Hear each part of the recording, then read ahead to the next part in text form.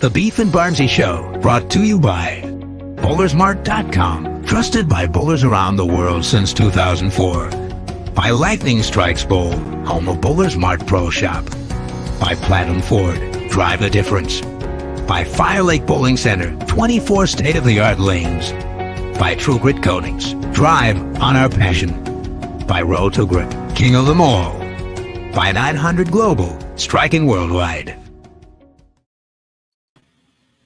Good morning and welcome back to the Beef and Barnzy Show. I am Barnzy, I guess, imitating Ray Charles or Pete Weber, I guess. Joined by the unimitable Stuart Williams. How are you today, Beef Stew? Pretty good. Kind of a little surprised by some of the PBA League shenanigans. Well, since you were one of them, I guess you weren't surprised by that one. Maybe a little bit. You're the main keeper on that team. How could you be surprised? Yeah, I mean, it went back and forth a couple of different ways. So, yeah, we were pretty much locked in on adding Zach to the group. A fellow Commonwealth guy. We got 2 Canadians on the team now. There you go. So, I didn't have LASIK. I had a version. I had well, it's kind of like a cataract surgery, but it's because I had RK a long time ago. They replaced the lens in my right eye. It's been an ongoing thing since December, but I had an adjustment this morning. So my eyes super dilated. So he doesn't want to scare children. Huh? Yeah, nobody wants to look at that. So it looks weird. But yeah, a lot of people in here already. Appreciate you. But yeah, so has there been any other moves made yet? No, I think it's done, basically. Well, it goes to the 14th, so I get it, but what I'm saying is every team's had the opportunity. Yeah, the first round's done. Now it's are we surprised? Well, it's both our teams, so I guess Stu can only speak for his team. I'm not surprised about our team necessarily. And obviously it's not I like where your head's at. Playing Crash Chrissy. But yeah, for us, we did drop Kyle Sherman, and it just largely is he's had he's had some injury issues. I think he's going to be back. They had a baby last week, which caused him to miss Delaware. He's only bowled 1 week this year. So when he bowled, he did bowl well. And obviously talent is great, but I don't know that he really knows what his availability is going to be. So it just made sense for us to make sure that we had a 6th option. Well, yeah, thanks. That's been a minute, but I was because when you're involved in it more, you don't really have the outside perspective, I guess. Mm-hmm. They posted the two transactions on PBA's socials or whatever, and it blew my mind that there was way more talk about Simonelli than you guys taking Cortez. Yep. I looked at it too. Blew my mind. The feedback. I saw one comment about Cortez being lower in the standings and getting picked over someone like David Kroll, that's a legit. I mean, it's not really just low as a little. I mean, it's like 60 spots lower. It's a lot. It's a bit. So. Yeah, like I say, the PBA League is the 100% the eye of the beholder. It is 100% transactions like that frustrate some of the guys who bowl all the time and who try their best to get in the league and are in the top 20 in points, and then they just get passed over, and there isn't really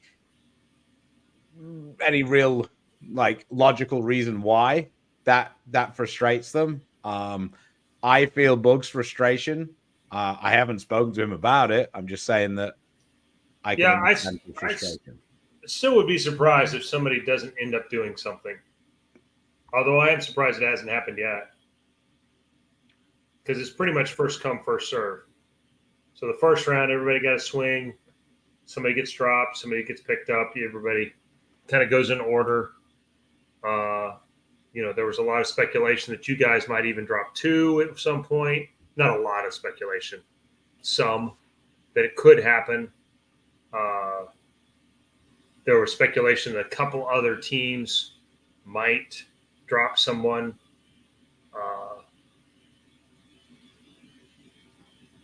Thomas Larson has been injured this year. I think Riggles wrote an article, and it kind of spelled out the kind of candidates that could be.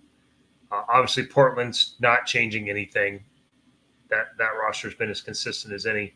LAX only their 5 have been fantastic, but Thomas Larson hasn't played.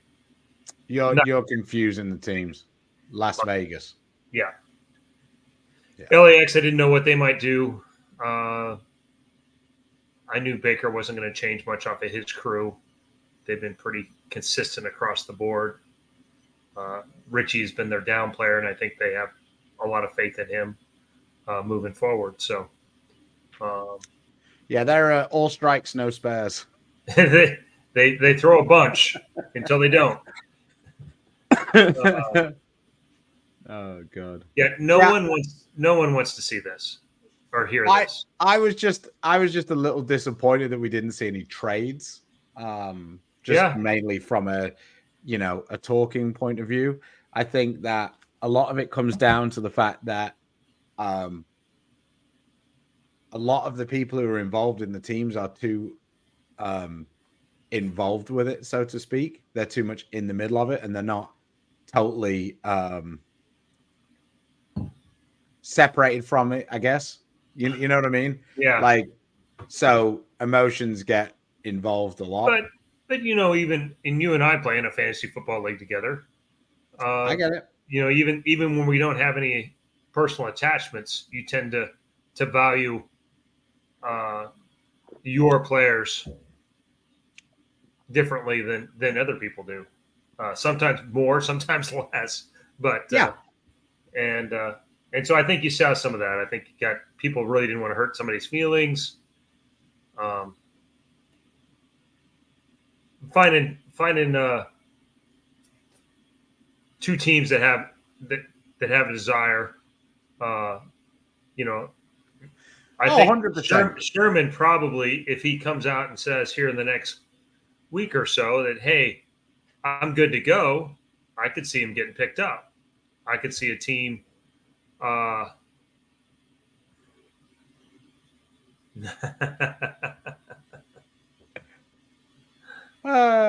wife won our fantasy league, and she got quite upset with Chris's barrage of trade requests. It would have worked out great if she had taken a few of them, though, too. So, no, Adam, Chris isn't blind, although it would be a good excuse. Ryan getting dropped was a big surprise. I mean, Simonelli's been battling a couple of injuries. He hasn't really been at the level that he would have hoped. And just week to week has been a struggle for him for the last couple of years. I think Simonelli is the biggest upside guy for Portland. Yeah. And if we were playing in a league that had more aggressive people, I think there's a bunch of teams who basically are only playing 5 players. And Simonelli, and that's where it makes sense. Like, you could see somebody like Las Vegas, who's basically played with 5 the whole year. They've been really good already, and going, hey, we're going to take a swing. And if Portland's like it was last year or a couple of the other years, then, man, we have another home run hitter in our lineup. But I think there's a lot of those talks going on. I think Stubler is probably still a possibility for some teams. Yeah, I personally don't think anything else is happening. I think No. we're done. No. Yeah, I think that everybody had their opportunity to do it. And I don't think, like, if you wanted to take Krull, you would have already done it. Like, so for whatever reason, you know, beating the shit out of everybody in the PTQ and then everybody in the main field every week didn't work out Yeah. great. So. Yeah. I mean, I've been on the Kroll bandwagon quite a bit. Me and Flanagan were talking about him being picked for the PBA League last summer. Right, in the draft, you guys did a show with that I wasn't at, and you guys he was your packy, a guy from outside the number that you thought had a chance to be inside. It's the one thing about I've been around Book. He's in our region, but watching the guys on tour, who is a bunch of guys that make it hook from a pretty cool place. That guy makes it hook from a really cool place. It stands out around a bunch of guys that do it already. So, Kane Matthew. Love the show. Do you think we're going to see an expansion of the PBA League and a more prominent place in future telecasts? I think we've just seen that. So no, I don't think we're going to see that. Relative to how it's been in the past, we've got to the point where it is more prominent in the TV schedule. Yeah, so, we have actual TV shows throughout the year. I think, can it build from here? Yeah, it could. I mean, I think that I don't think it's going to expand in terms of players or maybe players per team, but not teams. I don't think there's going to be more teams. I don't think it makes sense to have more teams. I personally think that we could get a little bit more weird with a little bit of the things going on. So we could have, it doesn't have to be Baker 5-man every week. It could be a couple of doubles matches. It could be like, like actual some of those old playoff ones where you have a doubles, a singles, a trios, and a team match. Yeah. Or whatever. Kind of thing. Yeah. I think that there could be a lot of different things going on with it. Yeah. Hey, Caitlin, what's going on? Colorado Supreme Court just ruled 9-0 in favor of Beef and Barnzy subscriptions if you watch their content. Well, I appreciate the Supreme Court. At least they got one thing right this week. Seems like a couple. But yeah, let's be honest, Michael. You've called me a lot worse than Ray. So,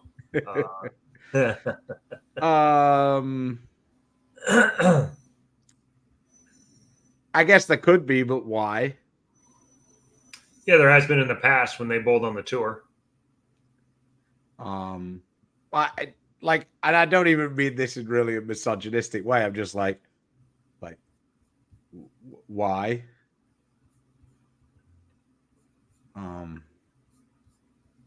Yeah.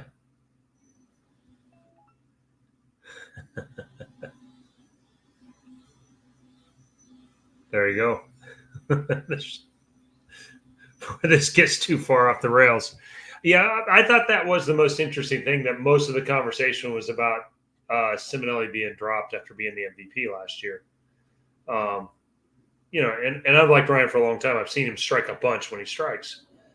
His moment of leading the U.S. Open in Garland when no other lefty made the top 24 is, that's one of those that sets you apart from the crowd, in my opinion. But he's finished in the 70s the last 3 years now. One of those years he didn't bowl full time.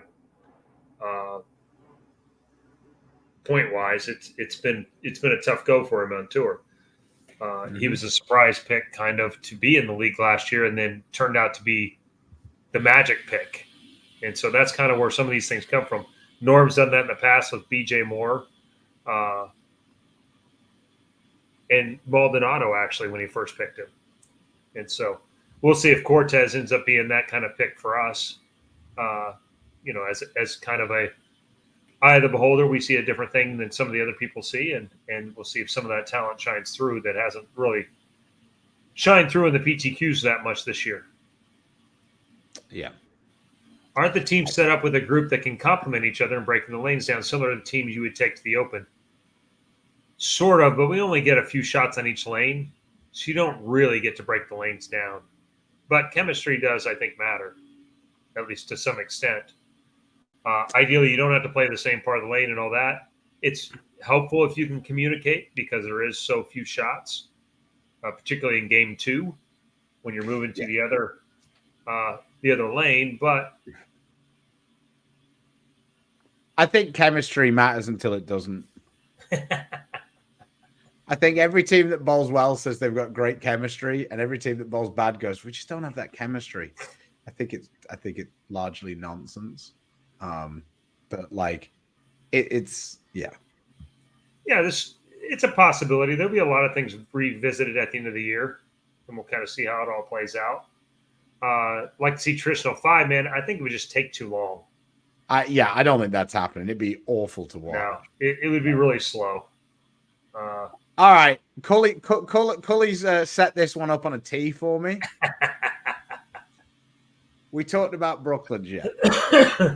All right. So I think that I have a different view on this than maybe Chris, but than a lot of people who seemingly are in the bowling industry. Like, bowl bad on the TV show. Like, there's no like denying that. He crossed over like 6 times. Yet fans writing, man, he was lucky, and then getting chewed out by players and players' wives. And what are you doing? Like, did you not watch the TV show? Like, they're not saying that Krull doesn't deserve to be a PBA champion. He stinks. They're saying he stank on the TV show. He did. Now, coming from a guy who's thrown it in the gutter and missed the headpin left this year, it happens. Like, you get super uncomfortable. Yeah. Like, that lane was hard. No doubt. Those 2 things, like common people have no idea how hard it was. I ain't common. I understand how hard it was. He was still fucking terrible on the left lane. Yeah. Like, there's no getting around this. Like, and at the same time, don't confuse it with the fact of how hard it is to make the show, and he made the show. So it's not like, oh, well, I saw him go on TV and he's trash. I'm like, now that's ridiculous. 100%. He also finished 6th at the U.S. Open on the hardest thing we bowl on, and hit the pocket more times on that than he did on the left lane on the TV. And he got crossed up. He got a little afraid to make any moves, and he kind of repeated the same mistake over and over. Yeah, and then on top of that, he needed 2, and he chopped the 3-pin. Like, it was cool. Yeah, he won. That was a bad one. It was like, it was his day. But like, to start attacking fans because they said he was bad on the show, like, well, you couldn't do that. Well, obviously, they're a fan. They're not a professional bowler. Like, I just don't get it. It's like, it's like bowling spends this whole time wanting us to have like real fans, but like, when the New England Patriots running back fumbles the ball at the goal line, I go, "Oh my God, you donkey! Just hold on to the ball." His wife don't message me on Facebook and said, "Well, you couldn't hold on to the ball." Clearly, I couldn't hold on to the ball if Aaron Donald hit me. He'd break every bone in my body. Like, what are we talking about? Like, it. Yeah. Would I have wanted that to be my first show, having to bowl on that left lane? Yeah, no. I mean, you could say in the vein of everything evening out, Boog got several breaks against Bill. That was a layup win for Bill right there. He by far bowled the best of everybody after that first match when EJ bowled a really good game. What's his name? Tim Foy bowled great. Yeah, I mean, those 2, that was an absolute heavyweight. Those 2 guys bowled fantastic. And then the lanes blew up, especially the left lane. And, Bill slightly outbowled Tim, and then Bill outbowled Boog. But, it all comes back around. Bill got a key one that keyed up a title for him, and then Boog got a key one that keyed up a title for him. Everybody actually gets breaks for the most part on TV. Not always, but it's what you do with it. Can you take advantage of it? And it's seemingly that's what the best players do. If they get a good break, they don't let it go. They don't put it away. So, but like I how say, do they break down the lanes on the show? It's hard to say. They only get like 22 minutes of practice total. It's not like they get to. When I first came on tour, you bowl for an hour, and all 5 guys bowled on them. Like, what you could do now in that amount of time it could look completely unrecognizable to what it was during the week if you wanted it to. And so they don't do that anymore.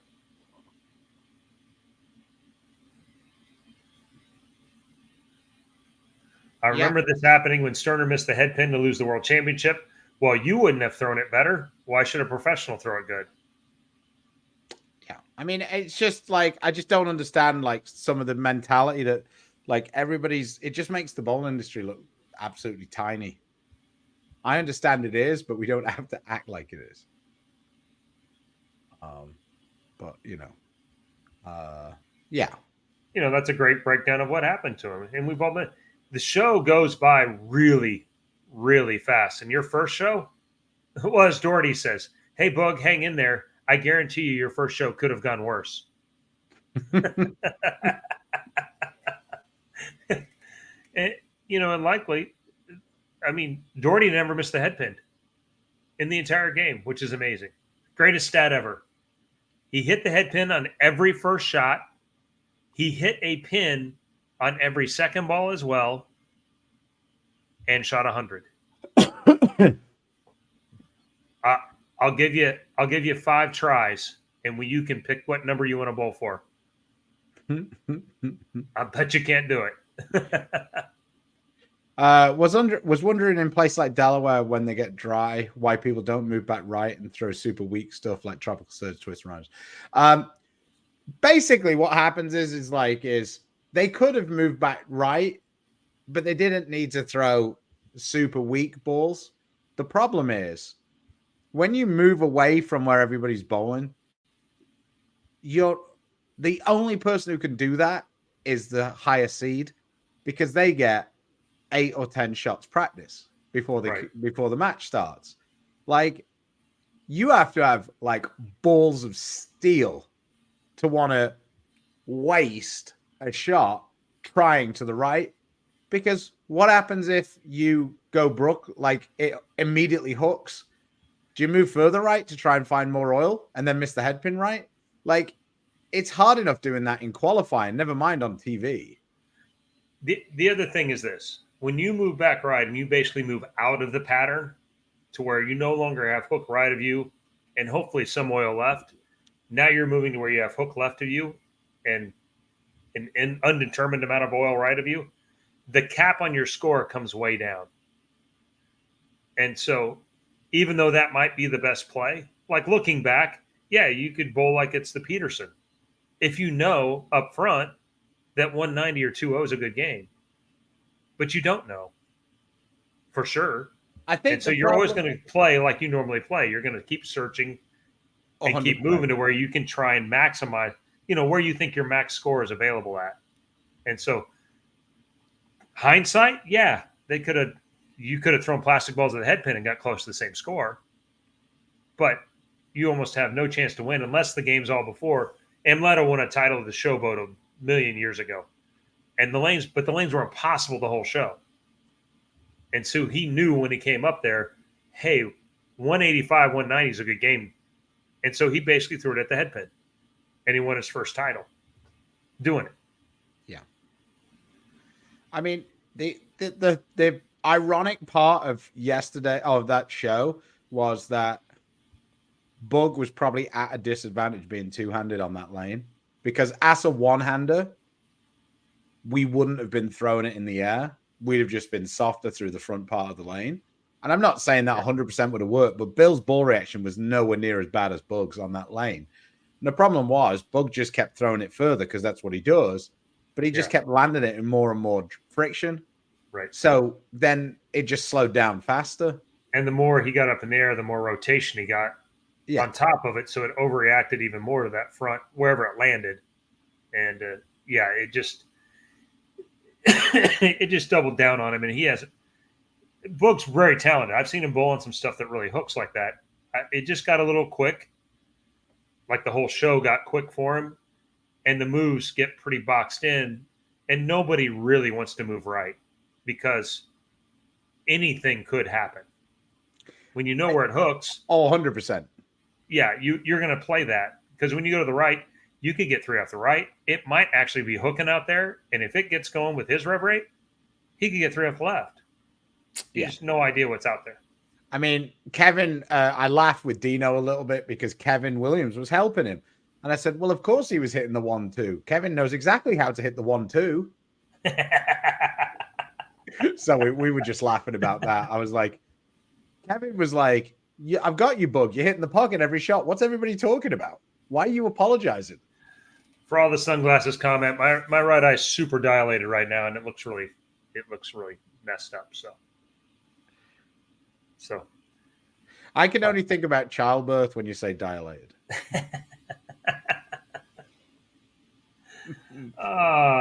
JP, do you agree with Wriggles's take that going over the foul line shouldn't be 0? No. I understand his point. I just don't agree with it. Right. It's valid. I get it. An inch doesn't make any difference. But if it's not an inch, then is it a foot? And if it's not a foot, is it 3 feet? Because now we don't, if you go to a Bolero Center, they don't run the first 2 feet of the lane. So now I can slide 2 feet closer, and then now I can lay it down in oil again? You think that matters? I do. Although now most people just loft it over it. But yeah. So I just think you have to have a line somewhere, and it's kind of like we have so few rules that you have to follow. Yeah. Like staying behind a black line just seems like, and I guess it's my problem is I can't comprehend why people foul. Like I could almost stand like 6 feet from the foul line and still get 5 steps in. Like my steps would just change. Like the real hero of the show was the woman mentioning for Keiko to hurry the F up. And she was. I'm sure that this is his dad, but this would be so much funnier if this was Junior. First show ever, kid has a ton of talent and more to come. Absolutely, 100%. But I would love this to have been Bug who wrote that. Going third person on us, one title.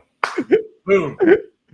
The Crow. Like I say, we're huge fans, and I don't begrudge him getting the breaks on the TV show. Nope. This isn't about Bug at all. If I got Bug on and I said, man, you were lucky, he'd go, of course I fucking was. Yeah. Like, I was super, couldn't let go of it on the left lane. Yeah. Yeah. Yeah. I figured. I just thought it'd be funny if it was Junior. Yeah, we're both fans. Like I said, we watch Bug, and he could always make it hook. And in especially the last 2 years, he's put the pieces together to control it. The one thing that really stood out, at least to me, and when he finished in the top 10 at the U.S. Open, he actually finished 6th. He just barely missed the show. I'm like, somebody with that much power that can make it hook that much, to bowl on something where that's basically no advantage at all, that's the deal. That's when you see guys make that next level of change. So it doesn't surprise me that he made a show shortly after that. Yeah, I might have slapped him if he kept saying sorry to me. Yeah, it's actually a very veteran move to do that because it diffuses the other guy goes, right, he's lucky, blah, blah, blah. And he gets focused, it helps you focus up a little bit sometimes. And the guy apologizes, it takes that away, which then makes you mad a different way. Yeah, I might have been like, how about you don't apologize and you try and hit the right hand side of the head pin? How about that? Yeah, I don't think it's going to be Bug's last show. And somewhere he's going to throw, to be fair, he threw some pretty good shots on the right lane because he didn't really get much advantage out of most of those Brooklyns. He 10-pinned 100% almost every time after it. And so while he had a chance to bury Bill in that game, the game was still relatively even. The count was the only thing that really mattered out of the extra shots, which turns out it did matter. But yeah, But anyway, that's by the by. My main, like I say, 100%. My main issue with the whole deal was players and wives and people who work in the bowling industry, like attacking fans for saying that he didn't bowl very well. Like, yeah, I also get tired of the bowling is the most negative. It's just so tiring for everyone in bowling to take the negative side of whatever it is. But I guess it's every sport. But I just feel like that's what fans do. Yeah. Like Bill O'Neill fans are pissed off that Kroll got lucky. Yeah. You and Linda were kind of pissed off when Bill got lucky against Ryan. That's what being a fan's about. No, but I mean, seriously, that's what being a fan's about. Like, you're one-eyed. That's what we need. We need more one-eyed fans. This isn't even a get at Chris. It would be fun. Yeah, it actually is a nice pun this morning. But, yeah, it's coming back a little bit. It's just, like I say, I just wish that everybody could just embrace the fact that fans want to be fans, and part of being a fan is like, I go, Mahomes, what a terrible throw. You just threw it 50 yards and you missed by a foot. Yeah. Like, and like, I don't get somebody tell me, well, you couldn't do that. Well, quite clearly, I could barely kick a ball 50 yards. Never mind throw it 50 yards. Yeah. One, I don't think you can get a 99, but bringing that up, the new PBA rule of the 25-second clock, I really thought Keiko had a chance to break Tom's record. And I think the only way anybody's going to break that record is if they get a 0 for exceeding the shot clock. It kind of felt like a couple of times he might have exceeded it, but they didn't have one. I actually, if I was Bug's father, I'd think the pattern and the friction matched up perfectly. Looked pretty ideal, actually. Yeah. We have a joke on the show that maybe you haven't caught up with, but the ideal lane condition is easy for me and hard for everybody else. Yeah. Boog was exceptionally well from that 1.5 step thing from in front of the bar return. Yeah. He didn't need a lot of space to throw it basically normal. He 100% bowled fantastic the whole week. Yeah.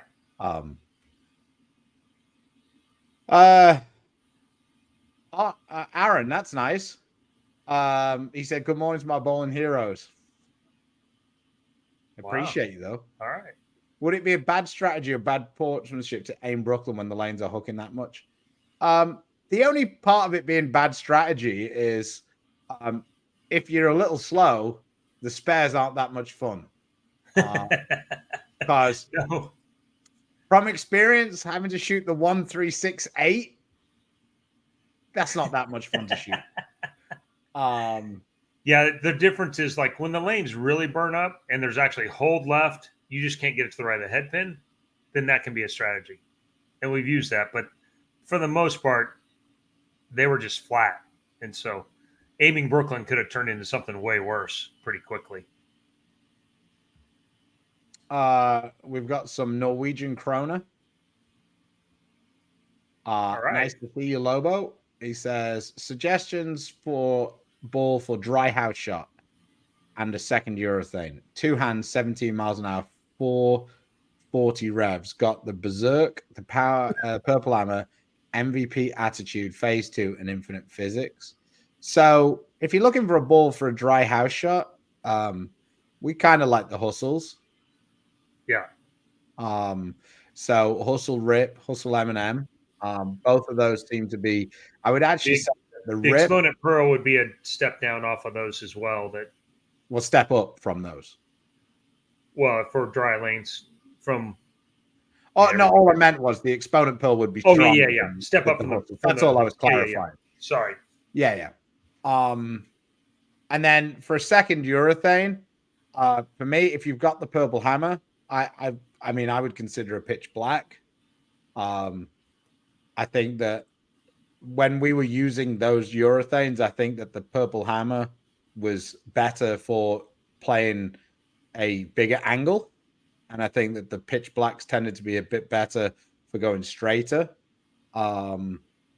If I was buying urethanes and I wasn't being involved with PBA, I probably wouldn't run to the IQ 78 or the Black Hammer. I think that the other balls were better, and that's why they're not allowed to be used. I think they made it easier. Better's a bad word, but I think they made it easier, and that's why we stopped being able to use them. So that would be my... Yeah. I think that's probably, I mean, he won because he chose which lane the roll-off was on. Made a pretty good choice for him. Yeah. I mean, yeah. he threw a good if shot he would have on had the ball in the left lane, it's been unlikely that he would have won the roll-off. That's probably true. Like I say, it's people get super... Lots of things happen in shows. I've had some great things happen and won some shows that I bowled pretty okay, and felt like I bowled as good as anybody could bowl and not won. So does the PBA deserve criticism for the left lane, or is it just is what it is? This is an interesting one because to me, I didn't think that they picked a very good pair for the TV show. And I don't understand all of the logistics of that. So I don't know whether that was like it had to be 9 and 10, and logistically it made no sense for it to be any others. But that pair was a bit of a problem, or whichever pair it was. I don't remember exactly which number it was. I just remember the ball reps telling me that that wasn't one of the pairs that they thought was that great. It was way different from the get-go. So yeah, some of the things that happened weren't driven by the lane man or the lane pattern, or it was just the pair was going to be that way anyway. The old Showboat, that was one of the worst pairs in that place. When we used to bowl in Vernon Hills, super high scoring all week long. The hardest pair in the whole building was the TV show. So you had to average 230 to make the show. You had to average about 212 to have a chance to win every match. It was just, and like I say, the other thing as well is like there's a historical aspect to us bowling on 27 and 28 in Fairlawn, which is not an easy pair. If they showed you the plans for the building and everything and where the cables get run and everything else, they're like, we have to almost redo the plan for everything if we move it one pair to the left or one pair to the right. And I was like, oh. The things you don't know when you're not in the middle of it. Like, where's the electricity outlet? Where's this? Where's that? Where does this production drives a ton of where, especially which end of the center it is. But how easy it is how long the cable runs are, all that kind of stuff goes into that. And unfortunately, they pick the pairs way more often than they, where you go, hey, I would rather use 7 and 8 because that's the highest scoring pair in the house. And that would be an awesome TV show. Well, Eye of the Beholder. Some people want to see it really hard on the TV show. But that's kind of how it all. I don't. Oh, go ahead. Sorry. Yeah, there you go. Sorry, I missed that one. Good morning, gents. How frustrated do you think Bill was? Have you ever experienced a game like that thrown against you? I'm sure Bill was frustrated, but I'm sure he got over it. Bill's been around a long time, and a lot of things like that happen. It's always, everybody says it evens out, but it a lot of the time it really doesn't mentally, because you get almost no pleasure from bowling that game, but you get a lot of angst from it being bowled against you. So it's okay, the result kind of evened out, but Bill didn't feel good about it when he got the good breaks early on in the season. Yeah. And you need good friends around you. Did you see Rob Pirashed's tweet? So he's with Bill. Yeah. In Phoenix. And he wrote, and this made me laugh a lot more than it should have done. Bill said, hey, Rob, what are we going to get for lunch? And he said, I'm thinking some Brooklyn-style pizza. What do you think? Too soon? And then he wrote, Bill didn't laugh or something like that. But all of us did. Yeah. Yeah. Oh, God. So, like I say, those things, It sucks. Oh, yeah. Hey, Bug. Hey, there he is. Congrats. Congrats. I spent the first half of the show saying it was bullshit you didn't get picked, and the second half of the show saying you bowled like shit on the show. But not really, but how good you are the rest of the time, because you're yeah, trolling all of us every single week in the points, despite having to bowl a PTQ, which ugh. If Bill picks up the 128 in the 6th frame, he beats Bug. Yeah, if Bug threw a double in the 10th, he beats Bill. I mean, it's like, yeah, there's still a lot of ifs and buts. So yeah, you 100%. Have to keep giving yourself chances, because they don't give them away. They're just hard to win. I mean, I mean, if you want to talk about TV shows, you're talking to the right person here. Chris has earned it many times and not won. Yeah, you have to roll with it, and when they give you some chances, you got to scotch down. People don't understand how offensive that could be.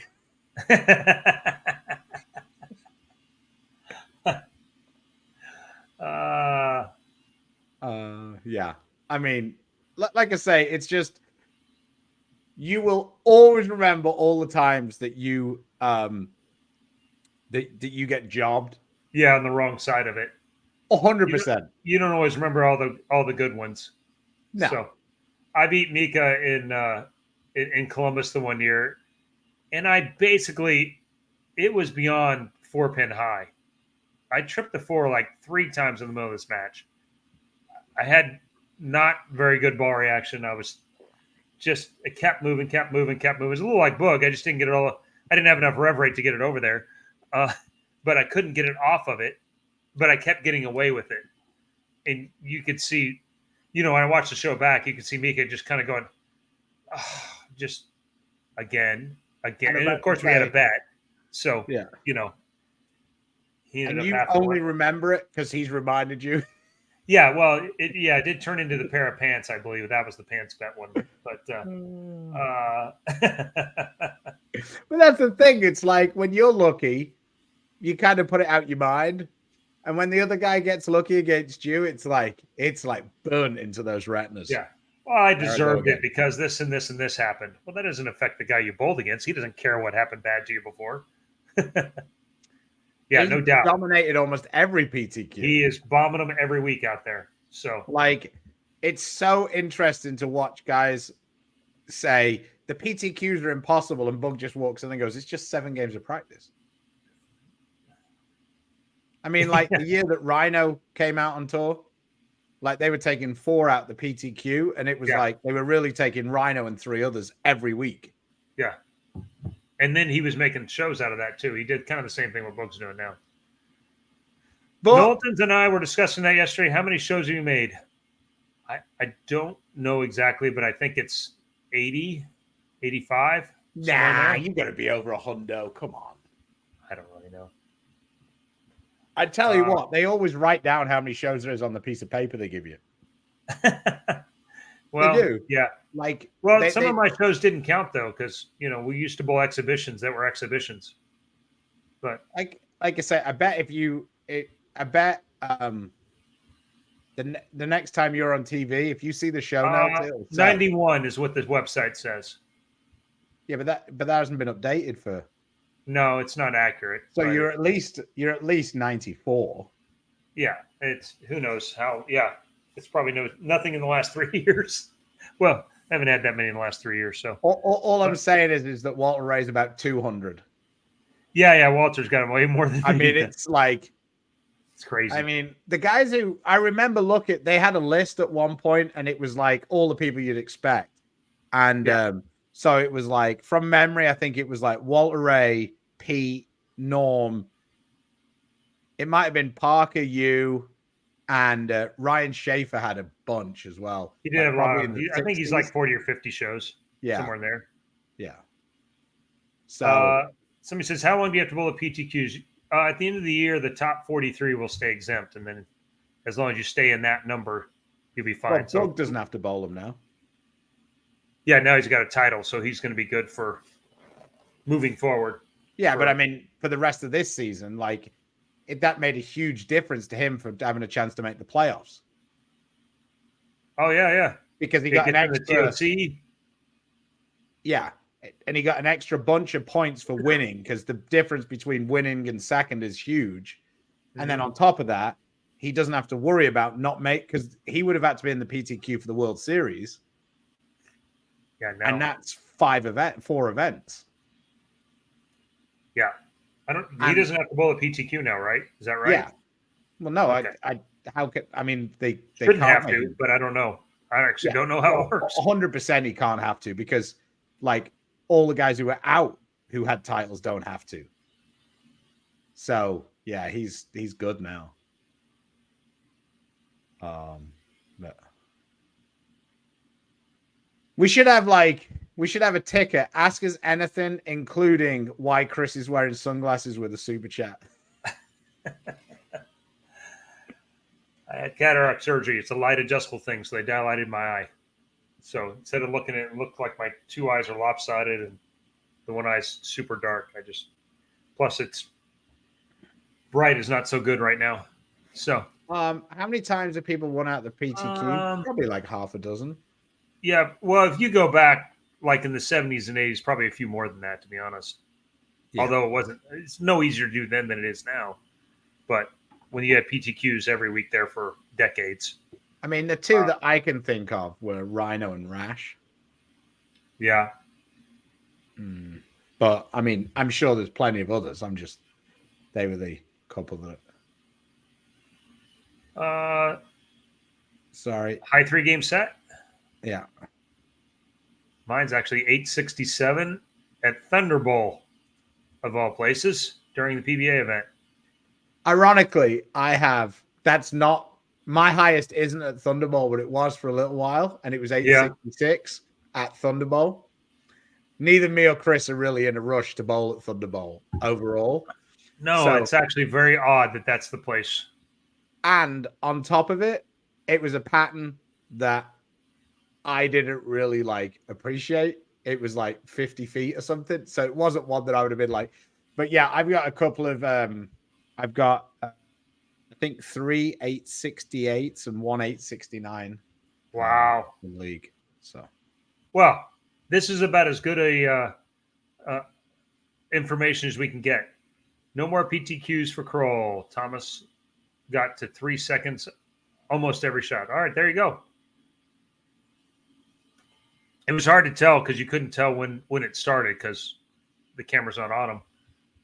But between him and Foy, it was deliberate. It took a long time, and basically no strikes the last 3 games. There's very few strikes. So Foy on his first TV show was the first person I've seen actually call a timeout. He wasn't going to make it. He was. I think on the show, I think Randy said he was. He looked up and had like 3 seconds or 5 seconds left, and went, "Okay, yeah, I'm not gonna." And then his own kid yelled when he was about to bowl. And I was like, "Oh, this frame can't end well." And then he throws a flush. High flush. Yeah.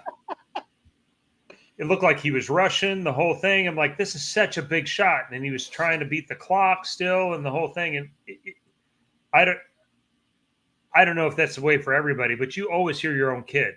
So it wouldn't have to be very loud. You know exactly who it is. It's like having your own, if Stu and I were if he was in the crowd and I heard him talking, I would recognize his voice immediately. Yeah. And I would hear it. And so I would hear what he said also. And so, it would be going to pry this one off. Yeah. And then he threw it. He just split the 8-9. It was, sorry. Yeah, she was a treat. I also saw the guy blowing the darts, which I thought was fucking hilarious. Is that? Do we really think that's what happened? I mean, it kind of. I mean, I know it's one picture in time, but is that a? It did look a lot like it. It did. It did look a lot, but I have a hard time believing that a guy. It wasn't a sponsor. He was. Yeah. Like, well, maybe he was just pissed off because EJ doesn't visit the casino. He's like, the guy with all the money doesn't come down and see us at the casino. Yeah, maybe Foy's a customer, and he needed this guy to be good.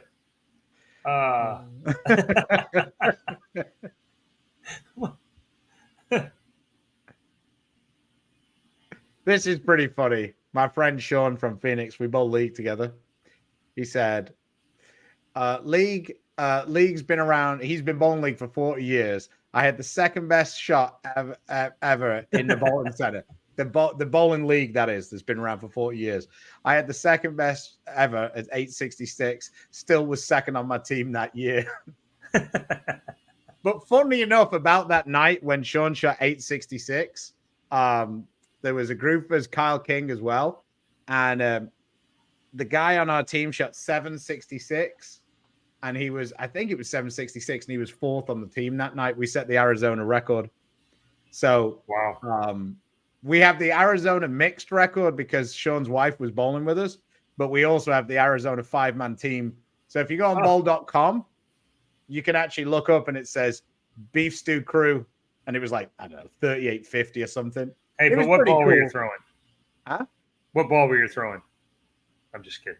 I don't care. Yeah, I don't know. Yeah. It was league. Probably whatever the newest one was at the time. If the TV shows were on YouTube instead of Fox, the shot clock wouldn't be an issue. The TV should do a TV deal with YouTube. Well, two things there. One, watching bowl TV or anything else, like college guys, the whole thing's on there. They're unwatchable. They take so long to bowl. I get bored. TJ Rock on Ryan's team takes about, 3 seconds to bowl. Ryan takes about 10 seconds to bowl. And then it gets a little slower. And then Spencer takes like PBA time.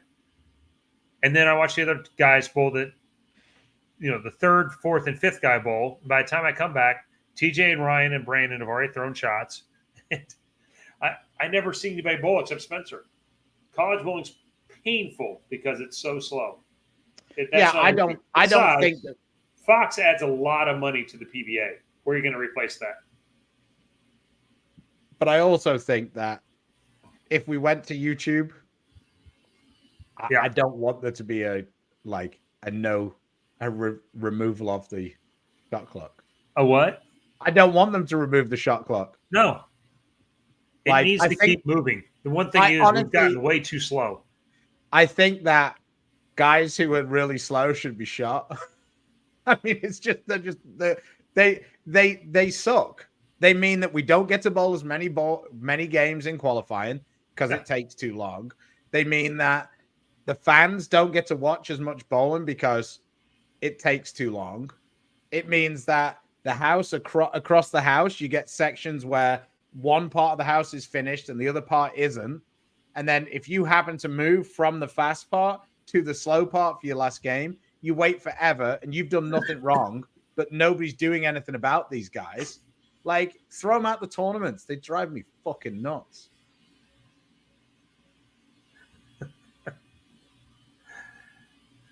Can they put a shot clock on Randy? I'm going to plead the fifth. Question, of course. Well, and it's only stupid if it doesn't work. The greatest commercial of all time. Remember that one? It was like trying to put off the football kicker or trying to hope that he would get it. And they're all doing stupid things in the crowd. Yeah. And they said, it's only stupid if it doesn't work. It's like PA and all the nonsense he used to make us do. Like, well, this is my parking spot here. And I need the top room key. And which the bath mat has to go down a certain way. And like all of that nonsense that was hilarious. But he was really good for a long time. And yeah, it is exhausting keeping up with all of that bullshit. But at the same time, he did get in the Hall of Fame. Yeah, this one's been coming up a little bit this last week. Brand Angelo told that ain't Brooklyn story yesterday. Ironically, I didn't hear him say that because at the time we were talking with the booth in the middle of the show. And so I had an earpiece, and back then I was doing TV stuff too. So I had a real one that fit in my ear as a professional one. And so I couldn't hear a thing out of my left ear. And so I didn't know he said it until afterwards. but it would have made it more fun because we never had a problem going back and forth. So And never had a problem after it either. no, we could go eat afterwards. It was just part of the competition thing. But it was a different era. You know, he's a New York guy. I had to go there and bowl against those guys to basically get action matches. And so it just kind of was how it was. It was understood, you know. Sometimes it depends how the set's up, but quite often Seems like a lot this year. I know the very first one, it was really loud. So step down between eternity and exponent. A dull eternity and exponent? I mean, if you want something in between an exponent and a eternity, I think a sublime would fit. Sublime, infused. There's a few of those balls in there that. I mean, for me, if you're doing a dull eternity, even a phase 2 would fit in between. Mm-hmm. For me, the eternity is low key one of the earliest balls we have. Early and pretty smooth. It's just shiny, so it kind of gets disguised a little bit of how early and smooth it is.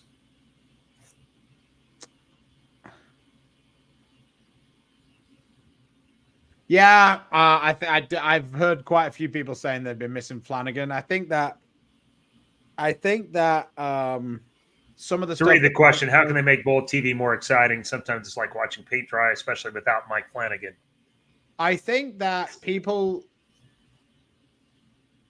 I think that you've got to realize that sometimes some of the things that annoy some people are what keeps the action moving. So, like, having a story about what happened isn't necessarily calling the action, but it is breaking up the monotony of the qualifying. I think that for bowl TV, the eliminator format tournaments are brutal because just nothing is really happening. So I think the best of sevens were pretty good. I think, yeah. So I think that part of it was pretty good. I think they've appreciated it. You know, something being a bit different. Yeah. So yeah.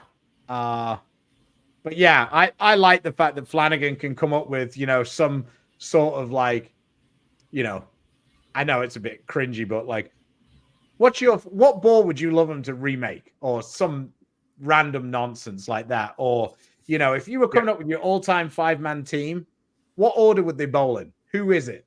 You know, like just things that you can chat about while you're going along.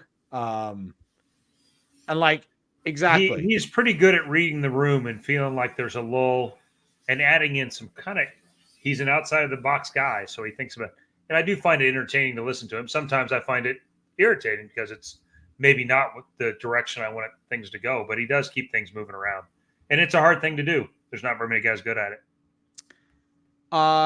He's a private contractor now, so he gets to kind of pick and choose more where he wants to work. Yeah. He's not salaried anymore, so he's not at every event.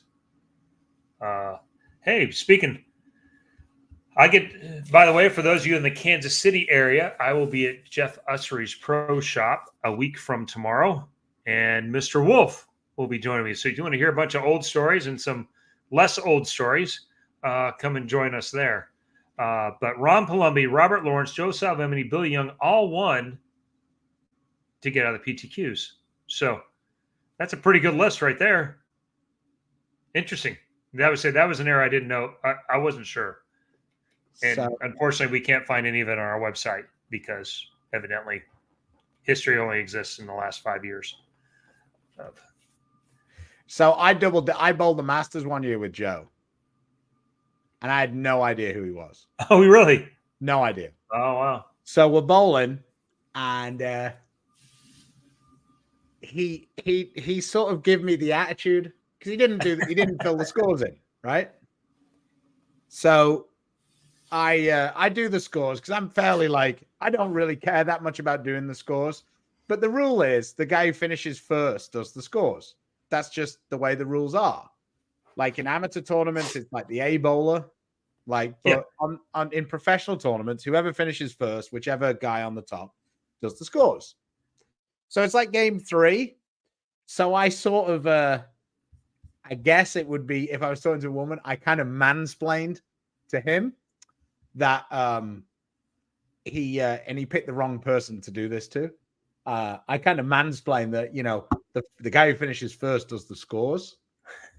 And Joe gave me I've been a PBA member for 40 years, blah, blah, blah, blah, back at me. And I said, oh, so I really should have been calling you a fucking asshole for not doing the scores then, because you knew better. And he just looked at me. I'm like, get the fuck out of here with that shit.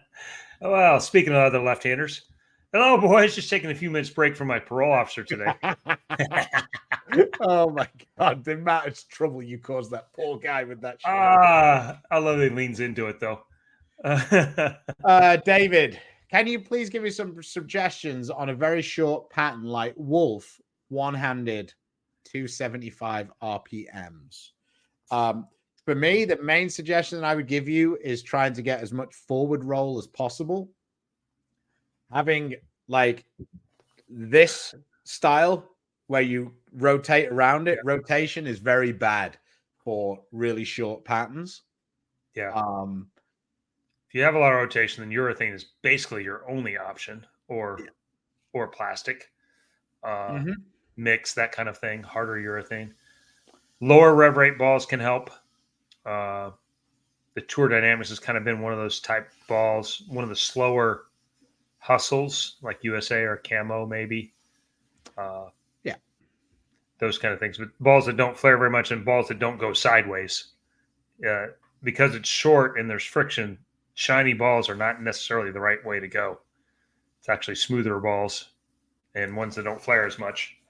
Phase 2, if you can throw a gem or something like that, that's been a weak drilled gem reality. Now you go to harsh and magic gem, but it's kind of what we've done in the past. It's been hard to do on tour this year, so I find myself cycling out of suggesting those balls, but in reality, that's still the play. Really, a lot of times is a weaker drilled one, so you control some of that flare, but you still get the smooth shape off of it, and you get as far right as you can get. Yeah, you kind of have to throw it at the gutter on that one as well. In general.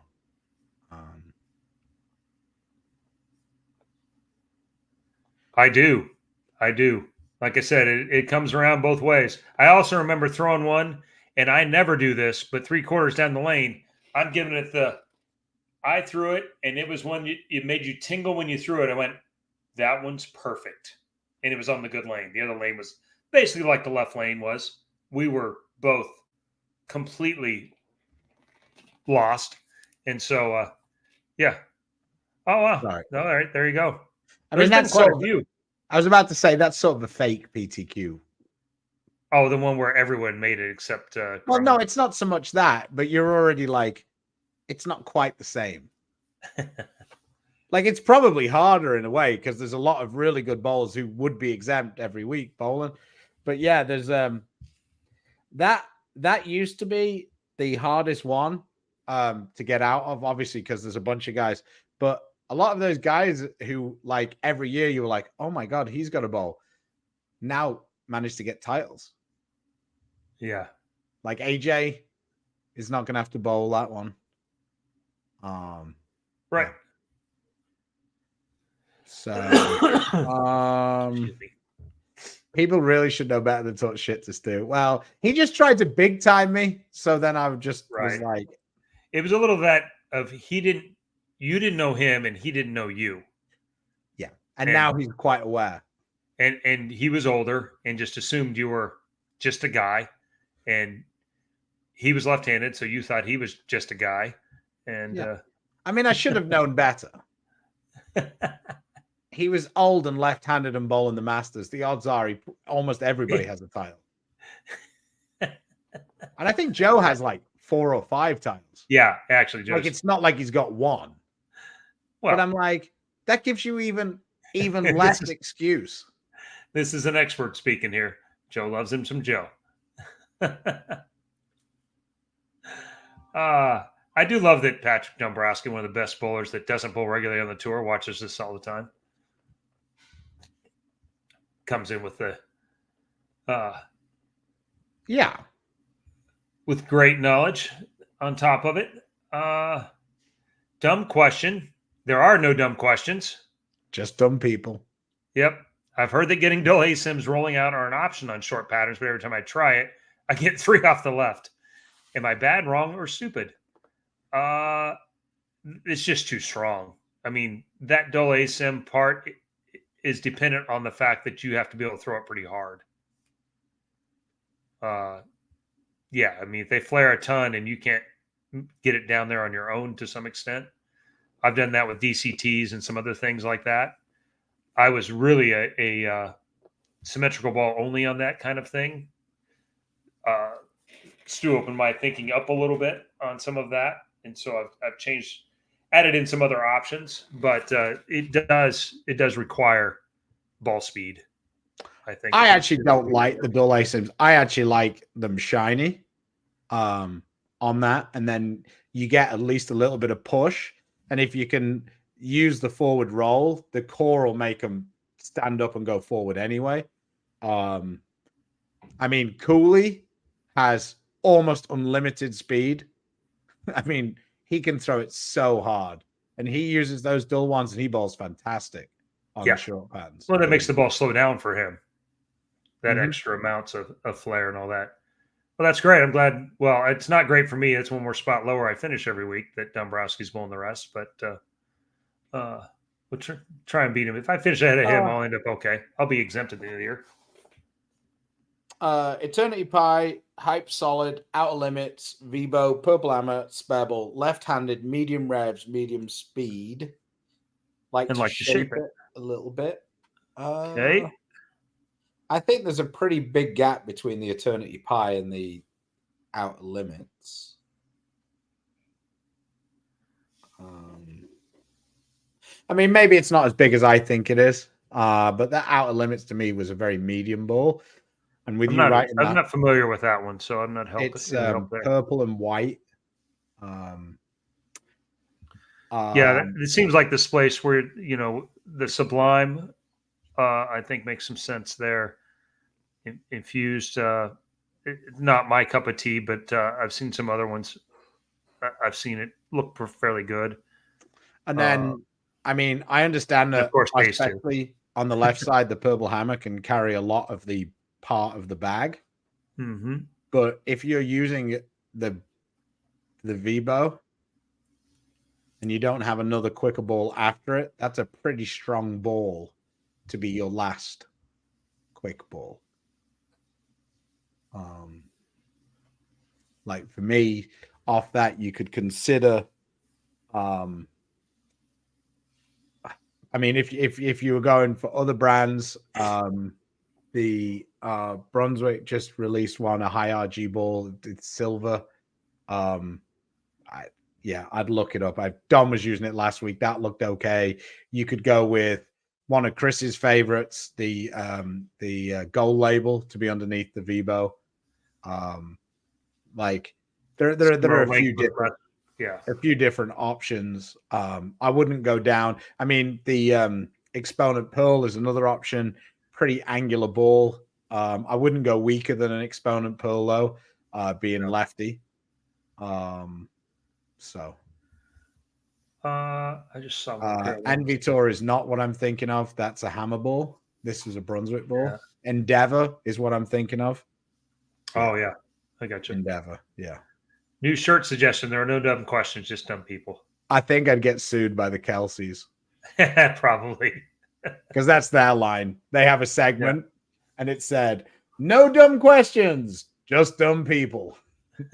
So I wasn't really calling you dumb. I was just, we've spoken about that a couple of times on the show.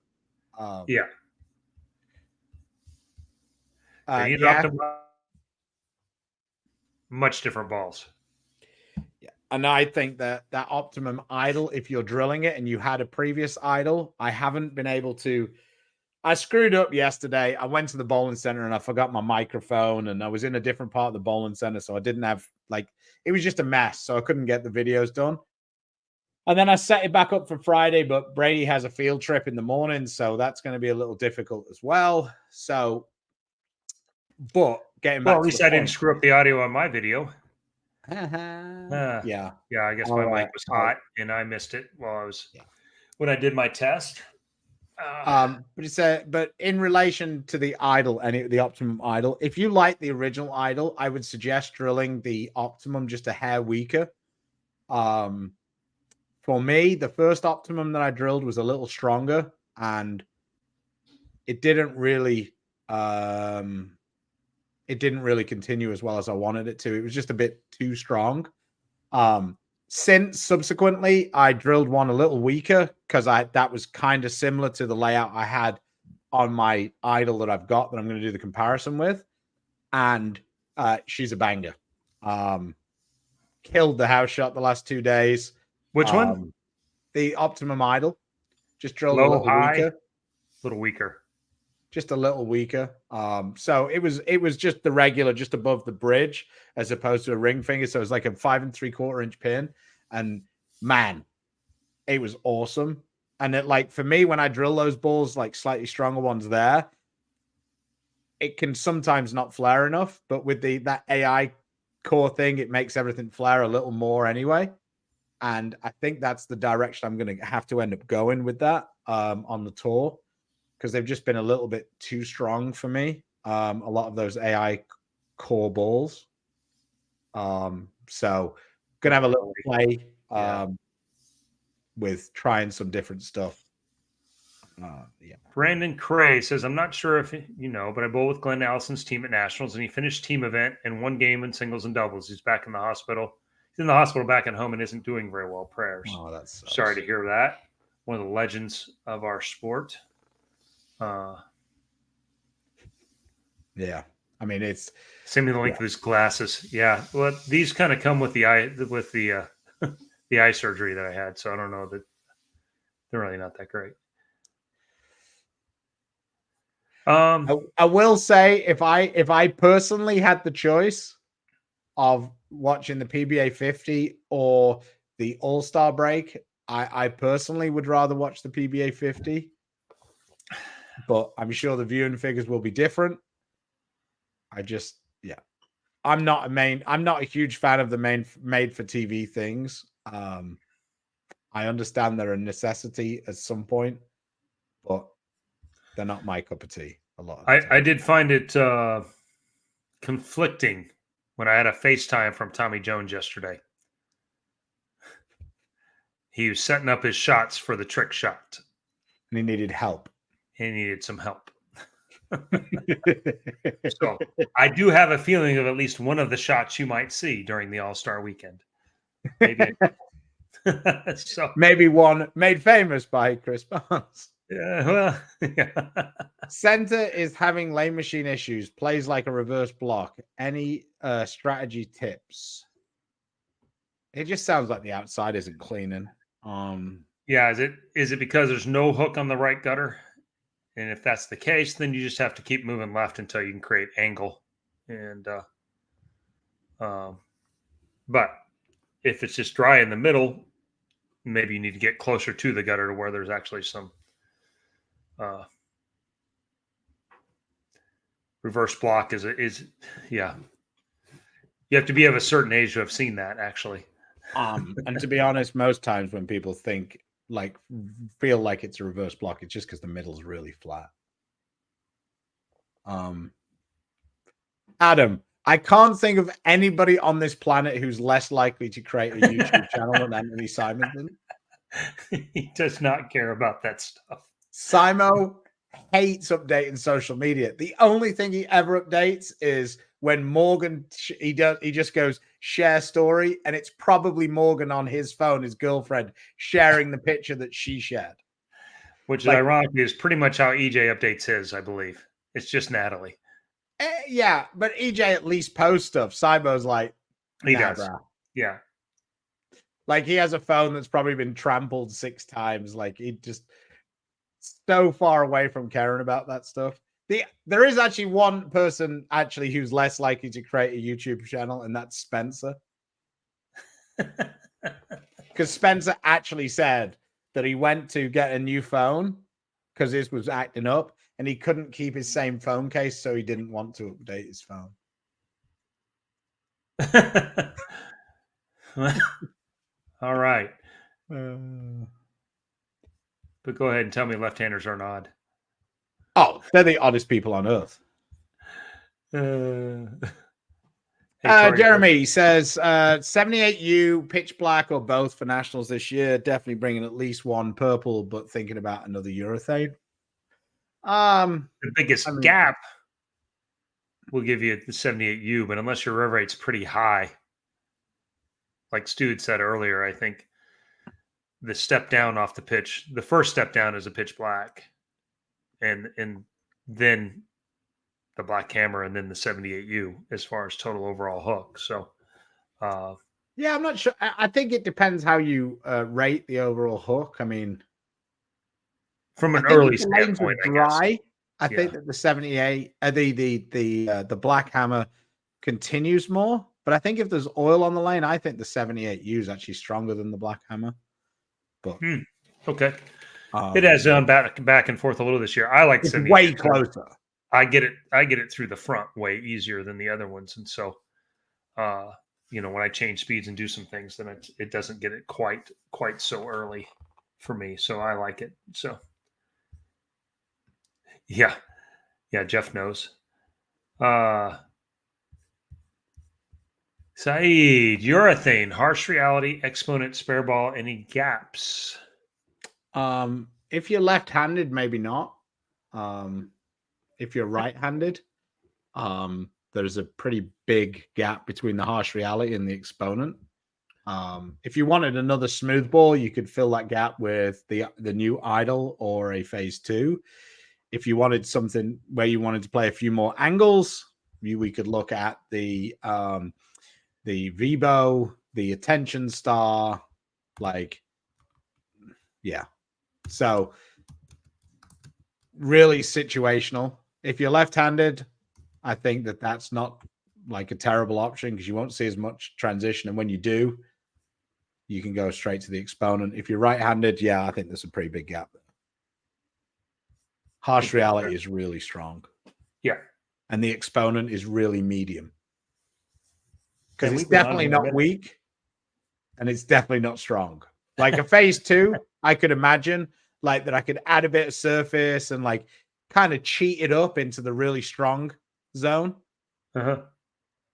There's no chance I could ever cheat the exponent up the bag much. It's pretty much deadlocked. You know what I mean? In the spot that it is. Sorry. Why doesn't ASIM locking up?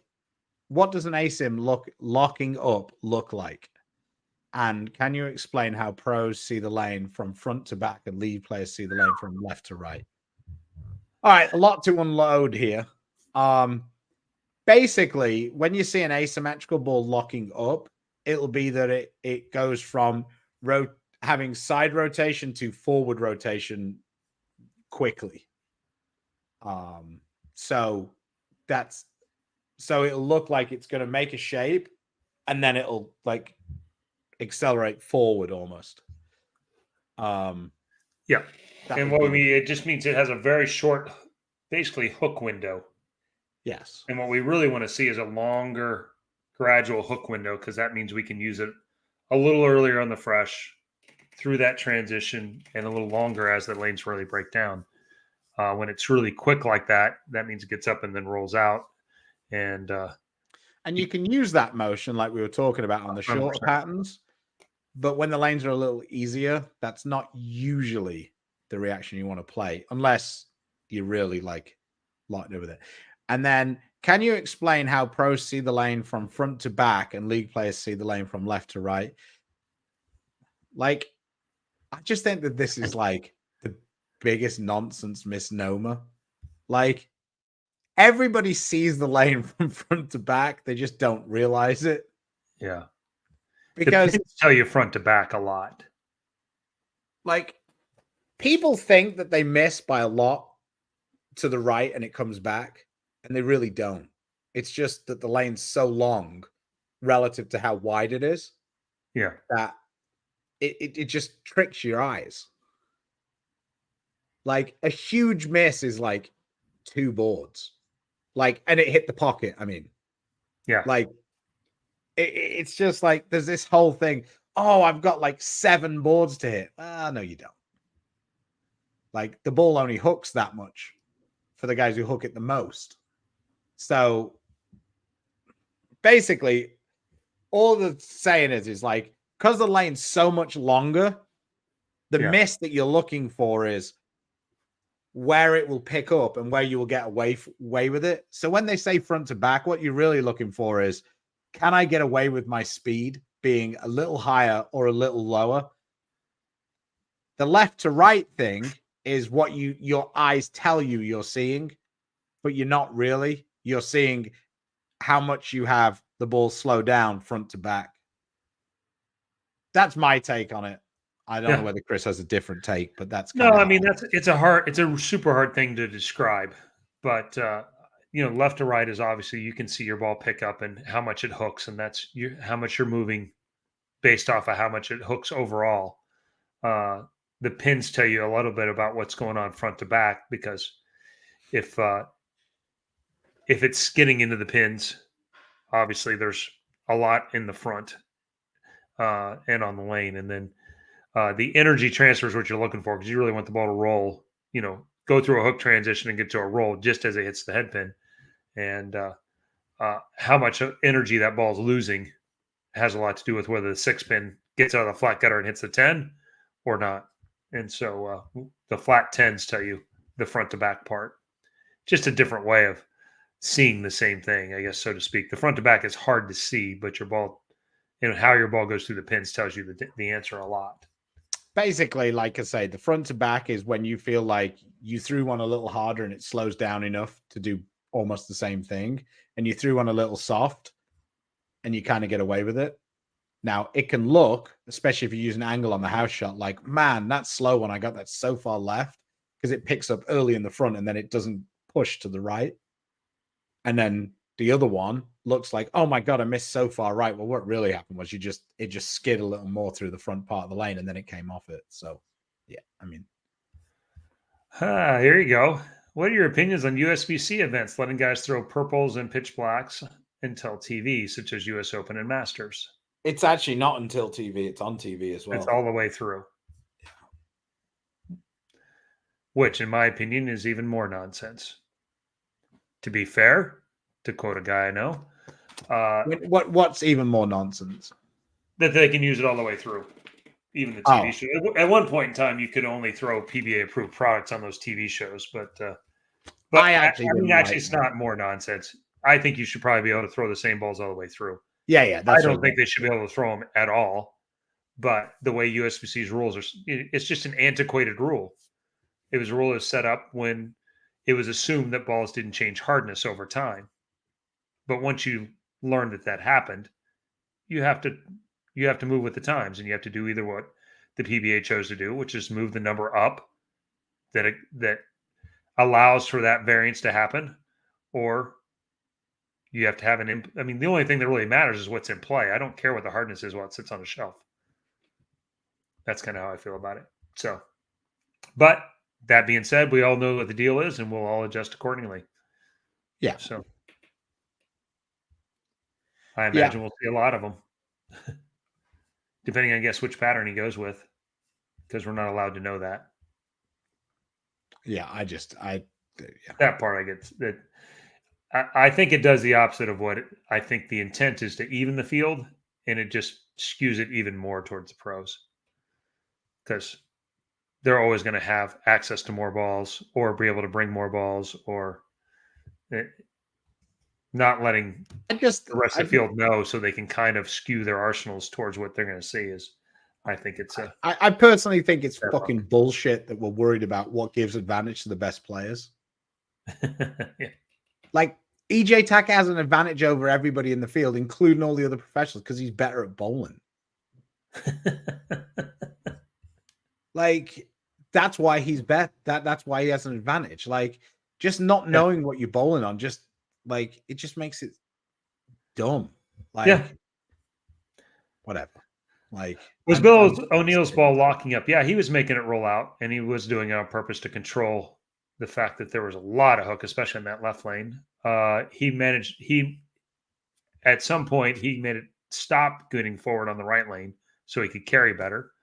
The left lane, he pretty much had to do it to keep it from going high every shot. And then he looked like the only one that was going to be able to control that left lane had he kept going. The good and the great. Hey, Timmy. The captain. Front runner.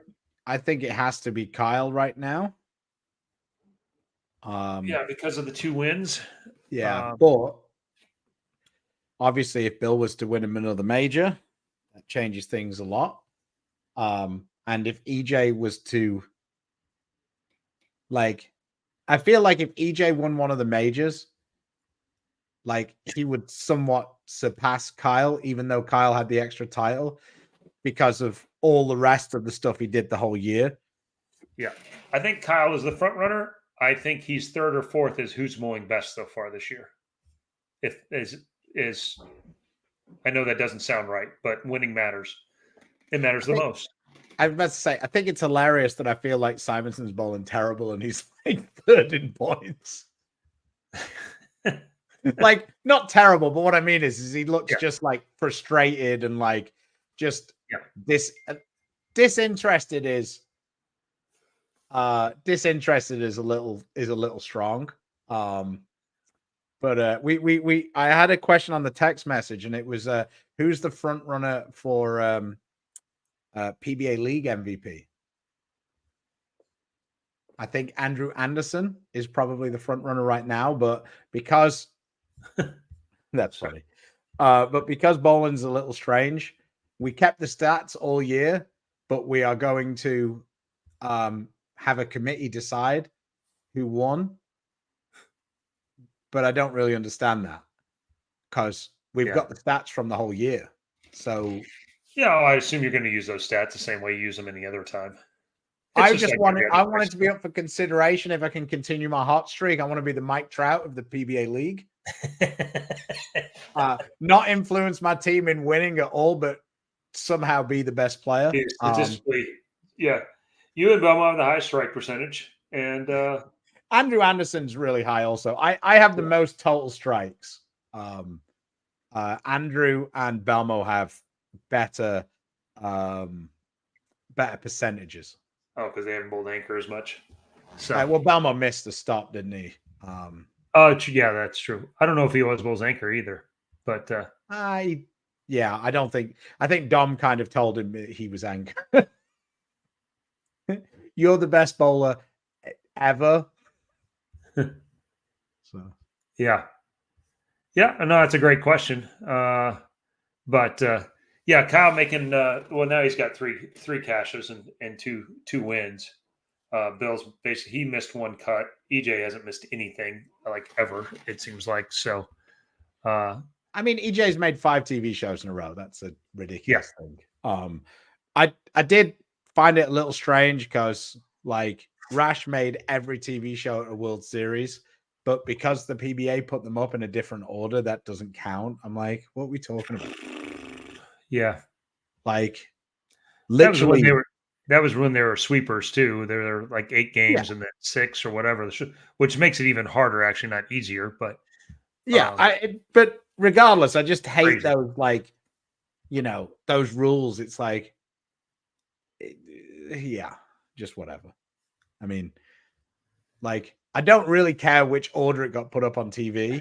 We bowled these tournaments and he made every single one in a row. Yeah, he basically missed the first one and he's made every show since.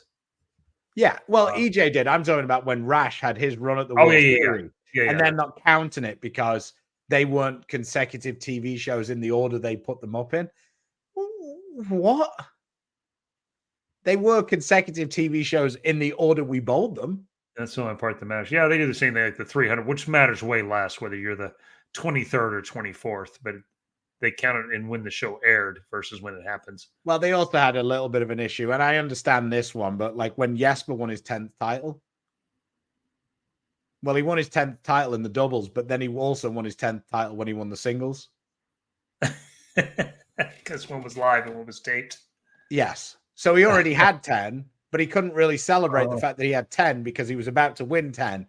So they didn't really know what to do. So, Yeah. How's And Tim I Lanning understand. doing? I get it. You can't have him go, I won my 10th title. Oh. Yeah. Which, by the way, is what qualifies you for the Hall of Fame in my book. So, we've skipped over All that right. a little bit.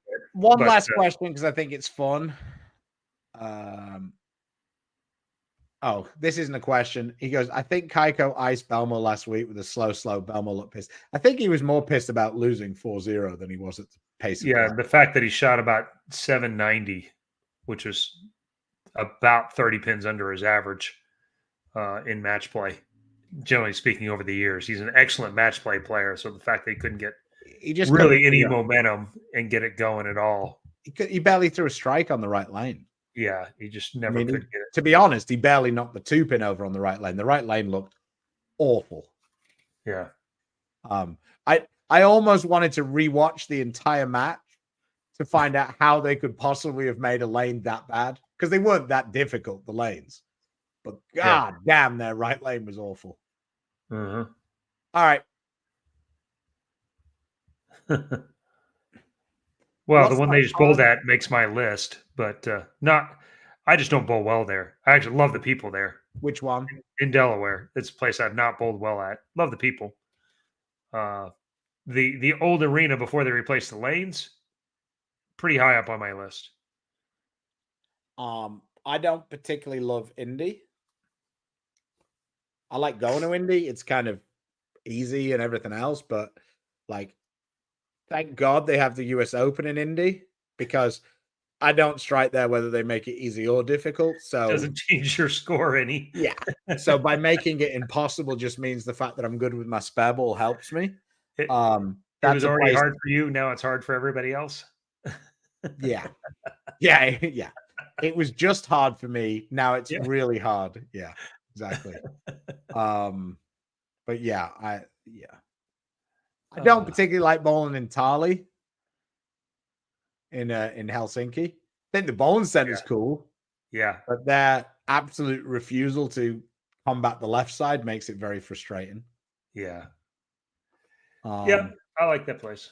And here's the last question question for Chris Barnes. Can you try to make a run at the Masters this year? Well, try is not my weakness, I don't think.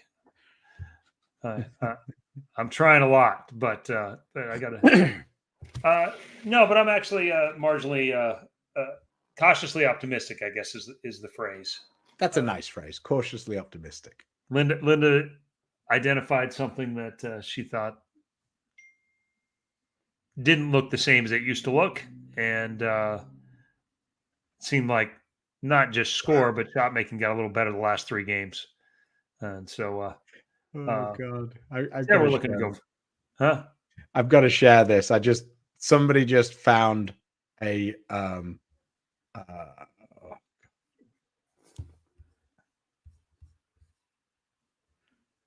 is that being shared? Can you guys see that? I'll share it. Waco's on the come up. Sue, get your boys hyped. They need to win 5. Whoops, 5 in a row here to get there.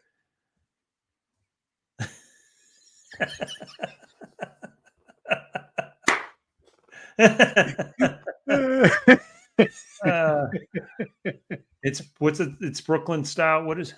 It says Brooklyn breakfast sandwich. Oh Jesus.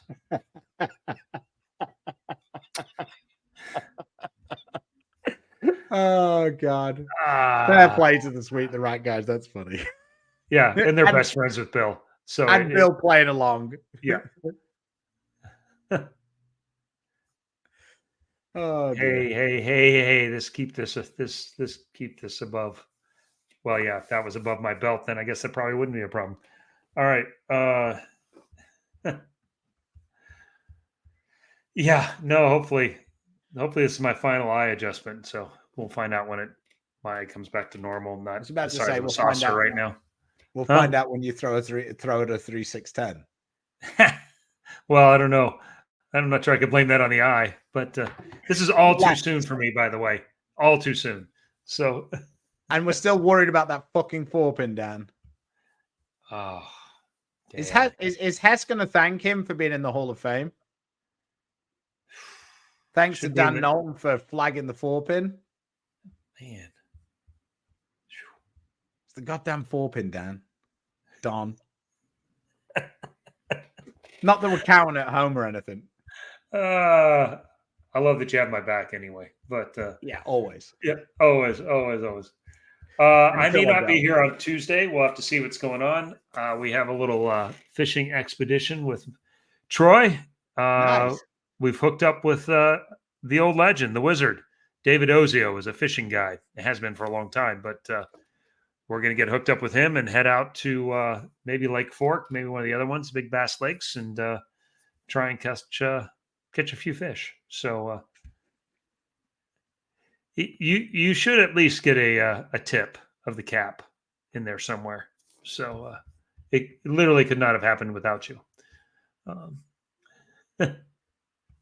But 2018. 18. Yeah. So. Hess says a couple of guys to thank. Oh, there he is. But yeah, that should be a good speech. We'll see. We'll look forward to that. Medium angular. The strong is more of the length, right? Yeah, that's really just so an attorney pie is it's more angular than a reality, but I mean you wouldn't necessarily consider it angular, but it's going to come around the corner more than these days. We're using the absolute powers more as a angular, heavy angular ball because of relative to we're bowling on right now. All right. But, well, the Liverpool game's about to start, and there we go, and we're an hour and a half in, so plenty of always time. love talking to you, Beef Stew, and thanks guys for all the great questions as usual. You make this show. This show goes where you want it to go, and so we appreciate you. It couldn't happen without you. So we'll see you next Tuesday. It might be a Thursday for me. We'll see what happens, but between now and then, if you would, please support the sponsors that support us. Storm, Rotogrip, Niner Global, Coolwick, Bowlers Mart, Fire Lake Bowling Center, Lightning Strikes, and Platinum Ford.